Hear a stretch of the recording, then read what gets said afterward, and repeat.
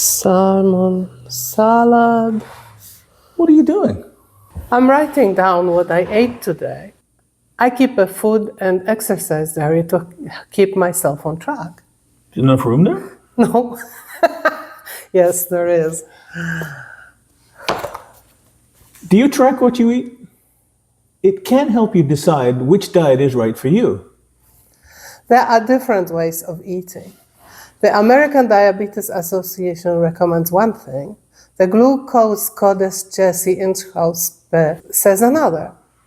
And then there are various keto proponents or moderation proponents and so on. So what do we do? Who do we trust? Different things work for different people. In this video, we talk about how to figure out which diet is right for you. Diabetes sucks. But at Simply Diabetes, we can help you manage your diabetes cheaper and easier. We are not medical professionals. We are people with diabetes, just like you. Welcome. If you are a freshly diagnosed diabetic, it is often very confusing. Many people are told to improve their diet, but often there are no details, or details are unhelpful. We were told to watch the carbs and count the calories. How? And how low should you go on the carbs? Truthfully, the answer is quite a bit lower on the carbs than many people think. I keep hearing we're all different and different things work for different people. That's true to a degree. But there are general principles that affect everybody. I don't care how different you are.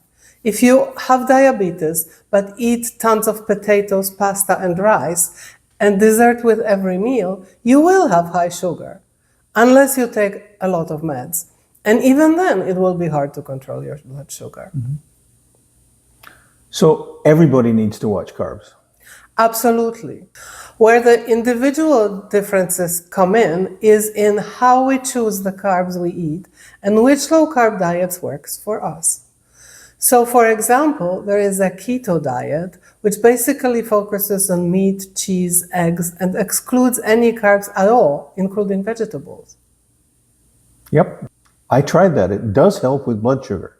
Yes, and some people do very well on this kind of diet. But for you, it has a severe downside. How was your toilet? Not good. Yes, you need some fiber. Otherwise, you'll spend a lot of time giving birth to a hard and painful poop. I know it's not a pretty thing to think about, but it's the truth. So, completely no carb is not the right thing, at least not for us. No. Remember, we did the next closest thing, which is protein and fiber, basically meat and veggies, focusing especially on the leafy greens. Mm-hmm. Yeah, it worked great for a while. It worked fantastic. We lost a ton of weight, and our A1C got so good, it was almost a miracle.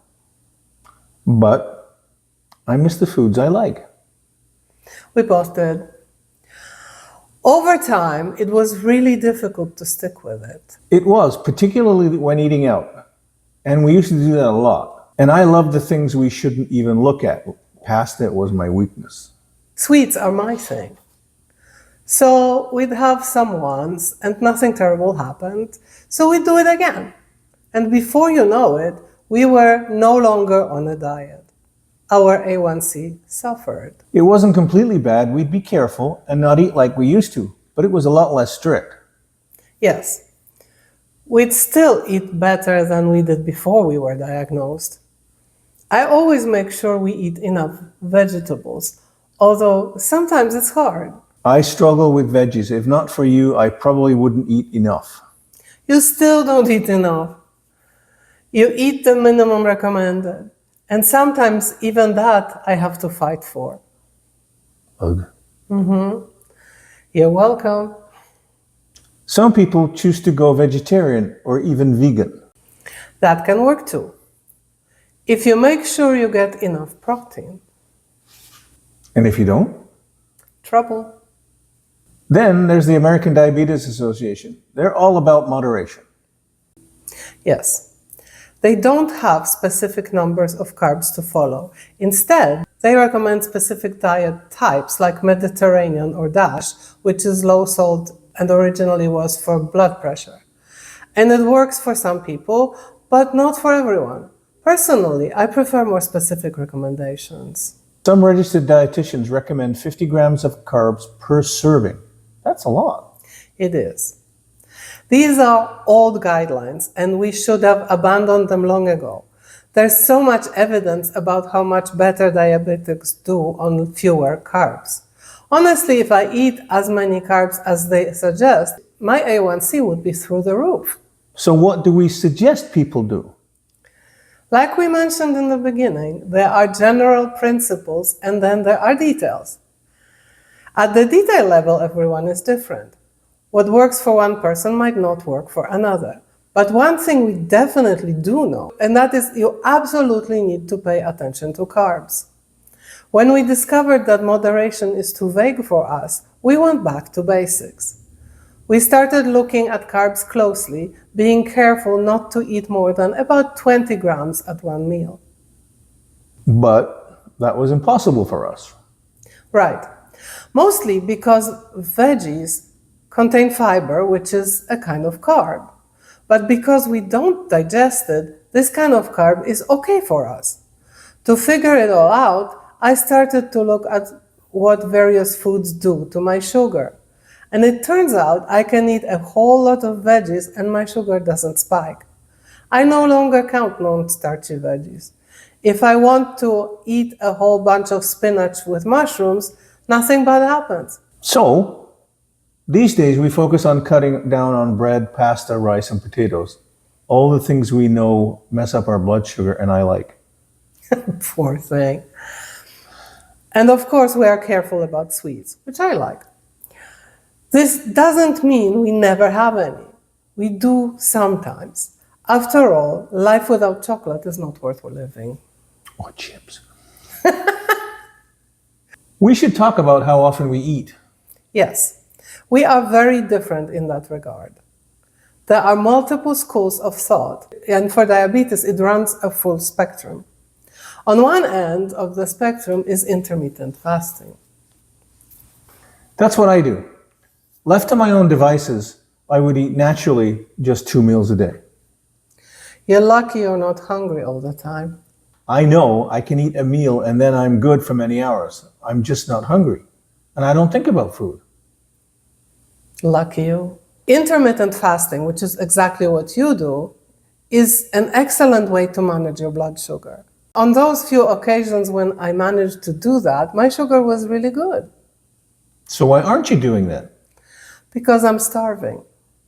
If I don't eat for a while, I can then eat the entire content of our kitchen. And my elbow? I can eat a meal and an hour or two later, I'm hungry. And to me, this feels like I just ate.